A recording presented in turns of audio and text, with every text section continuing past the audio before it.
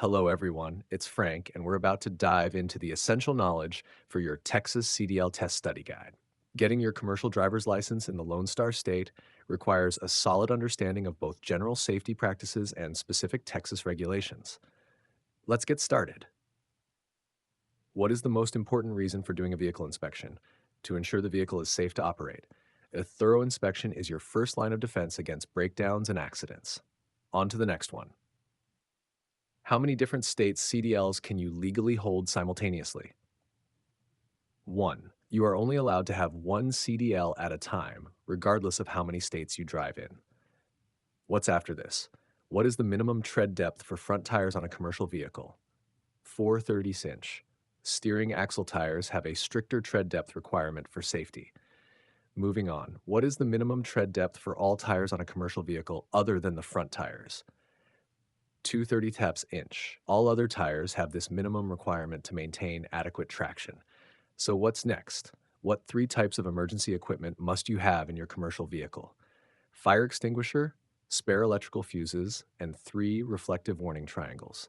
These items are crucial for roadside emergencies. Next on our list, what is the maximum legal width for a vehicle in Texas, including its load? 102 inches, 8 feet 6 inches.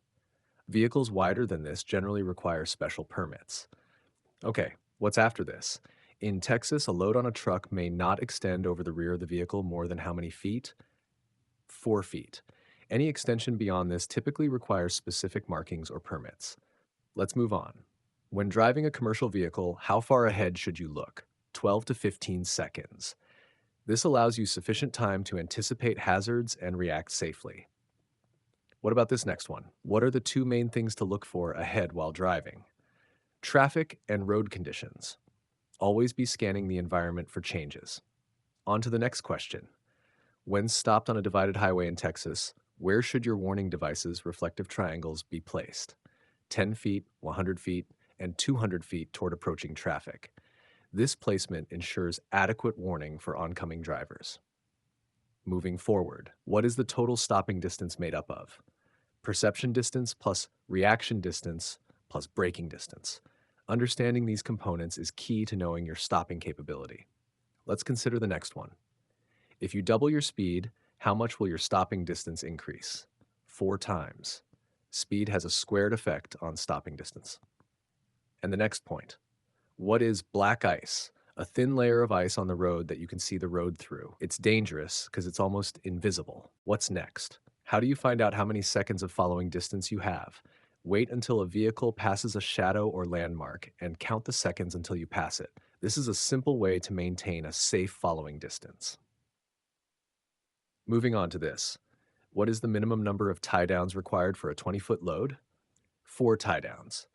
The general rule is at least 1 tie down for every 10 feet of cargo length and always a minimum of 2.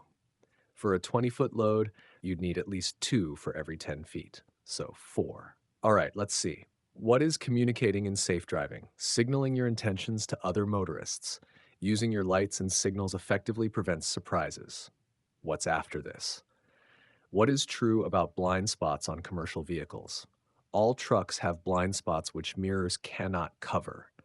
Always remember to check your blind spots even with properly adjusted mirrors. Next question. When driving at night, when should you dim your high beams? When within 500 feet of an oncoming vehicle or to 200 feet of a vehicle you are following. This prevents blinding other drivers.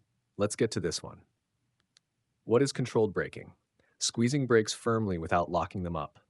This technique allows you to slow down effectively while maintaining steering control. Okay, what's next?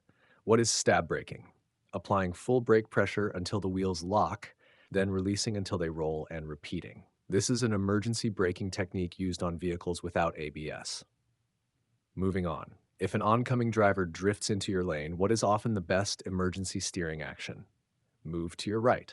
Generally, moving to the right is safer than swerving into oncoming traffic. So what's next? What are 2 ways to know when to shift gears in a manual transmission CMV? By RPM and speed. Listening to your engine and watching your gauges helps you shift effectively. Next on our list, What do retarders do on a vehicle? They help slow a vehicle, reducing the need for using your brakes. Retarders can save wear and tear on your service brakes, especially on downgrades. Okay, what's after this? What is the legal BAC blood alcohol concentration for a CDL holder operating a CMV in Texas? 0.04% or more. This is the federal standard. Any detectable amount can lead to being placed out of service. Let's move on. How often must commercial vehicles with four or more tires on the rear axle, except single truck tractors and pull trailers, have mud flaps when operated on a public road in Texas? All times. Mud flaps are required to prevent debris from being thrown onto other vehicles. What about this next one? What is the first thing a driver of a disabled truck or bus should do in Texas? Set out flares, reflectors, or flags. Warning devices should be deployed immediately to alert other drivers. On to the next question. How many reflectors are required on the rear of every trailer in Texas? 2 reflectors. These enhance visibility from the rear, especially at night. Moving forward, trailers and semi-trailers must ordinarily have brakes that can be applied by the driver when the gross weight of the trailer exceeds how many pounds in Texas? 4,500 pounds. Trailers over this weight require brakes that can be controlled by the driver. Let's consider the next one. Vehicles transporting loose materials, sand, dirt, gravel, etc., that is capable of spilling or blowing from the vehicle must meet loading and/or covering regulations to prevent spilling or blowing. This is to prevent hazards to other road users and environmental contamination. And the next point, what model year must all motor vehicles have turn signal indicators when manufactured according to Texas law? After model year 1959. Most modern vehicles have built-in turn signals. What's next? When a load extends more than 4 feet over the rear of a vehicle in the daytime, what color flag must be attached to the extreme end of the extension? Red. This flag warns other drivers of the overhang. Moving on to this. What is the minimum height from the ground for mounted reflectors on a commercial vehicle in Texas? 24 inches. This ensures the reflectors are visible at a standard height to other vehicles. All right, let's see. What color must clearance lamps be on the front of a commercial vehicle in Texas? Amber.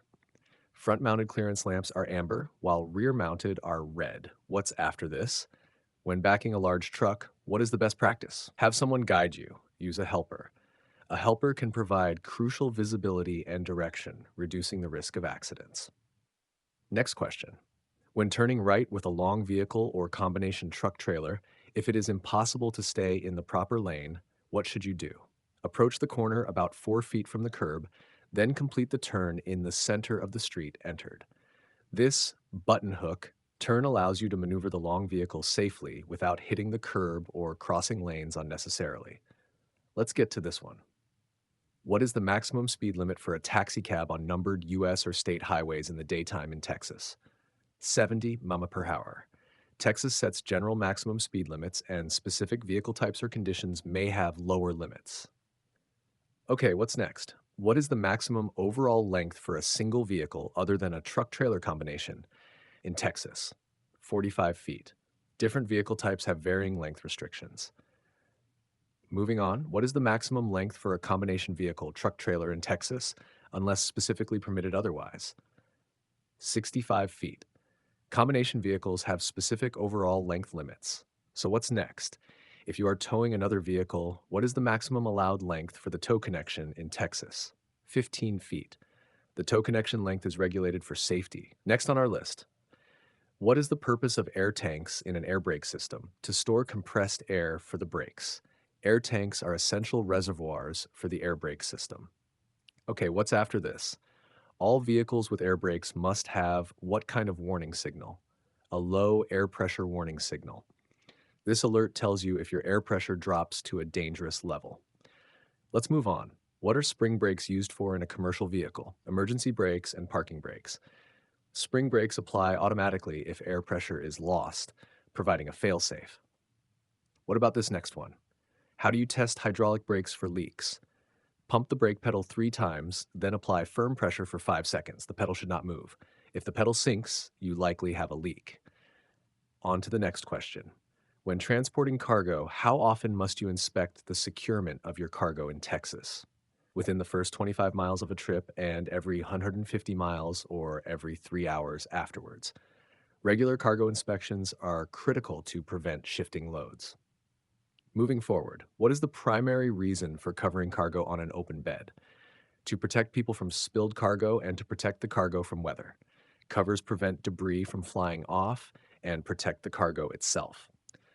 Let's consider the next one. When can legal maximum weight not be safe for a commercial vehicle? In bad weather or when driving in mountains?